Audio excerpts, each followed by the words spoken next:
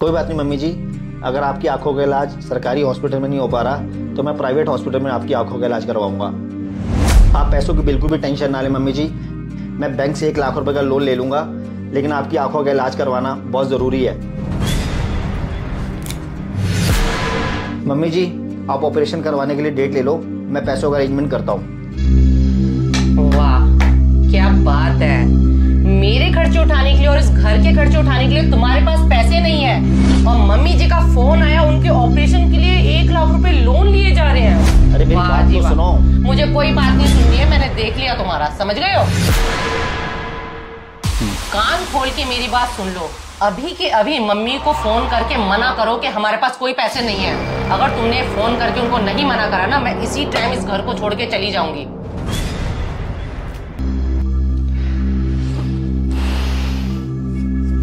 अब मैंने मम्मी जी को उनकी आंखों के इलाज के लिए बोल दिया है, अब उनको मना करूंगा तो उनको बुरा लगेगा। तुम सोच लो एक बार। सोचने की कोई जरूरत ही नहीं है, उनको बुरा लगे या सही लगे मुझे उससे क्या, अभी के अभी मना करो तो मना करो। ठीक है, तुम कहती हो तो मैं मम्मी जी को मना कर देता हूँ।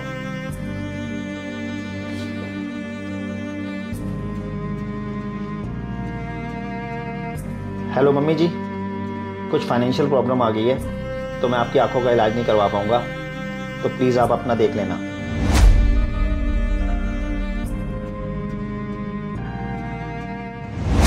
आई पड़ी प्राइवेट हॉस्पिटल में इलाज कराने वाली, जब देखो इनको मुंह उठाकर फोन कर देती है पैसों के लिए। अब पता चलेगा ना, जब सरकारी हॉस्पिटल में धक्के खाने पड़ेंगे, सारी अकल ठिकाने आ जाएगी सासू माँ की। अरे मेरी मम्मी का फोन इस टाइम।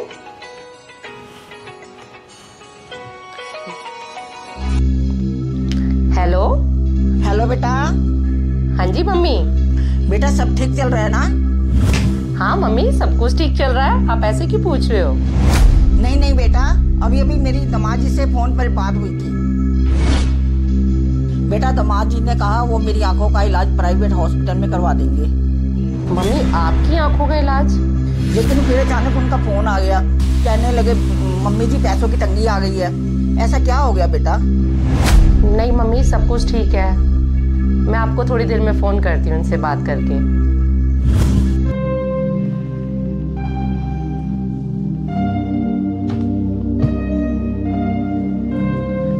राजीव, आप मेरी मम्मी की आंखों का ऑपरेशन करवा रहे थे? हाँ। मुझे लगा कि आप अपनी मम्मी की आंखों का ऑपरेशन करवा रहे हो, मुझे माफ कर दो राजीव। एक बात बोलूं डॉली, ये आपकी सोच नहीं है, बल्कि आजकल ज्यादातर बहुओं की यही सोच है कि वो अपने माँ बाप को ही अपना माँ बाप मानती हैं और पति के माँ बाप को कुछ नहीं समझती हैं।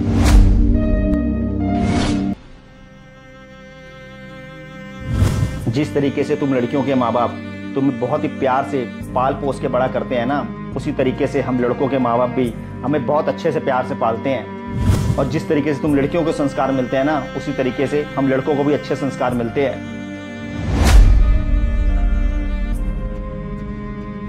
ज्यादातर माँ बाप का यही अरमान होता है कि बड़े ही चाव से अपने बेटे की शादी करेंगे, बहू लाएंगे और बहू हमारी सेवा करेगी, हमारी सुख दुख की साथी बनेगी।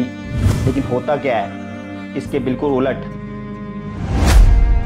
बहुत ही अफसोस है मुझे कि ज्यादातर माँ बाप की जिंदगी उनके बेटे की शादी के बाद और भी ज्यादा मुश्किल हो जाती है। और हम लड़कों का भी एक सपना होता है कि एक अच्छी लड़की हमारे घर में आए, हमारे घर को संभाले और हमारे माँ बाप का सहारा बने।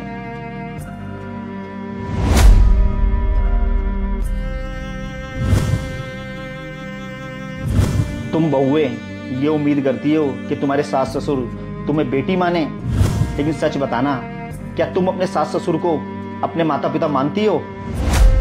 तुम तो आते ही घर तोड़ देती हो और उनके प्यारे बेटे को उनसे अलग कर देती हो। कभी सोच के देखना क्या बीतती होगी इस माँ बाप पर जिनका बेटा अपनी बीवी के बहकावे में आके अपना अलग घर बसा लेता है, और कुछ बेटे तो अपने माँ बाप को अपनी बीवी के बहकावे में आके वृद्ध आश्रम में छोड़ देते हैं।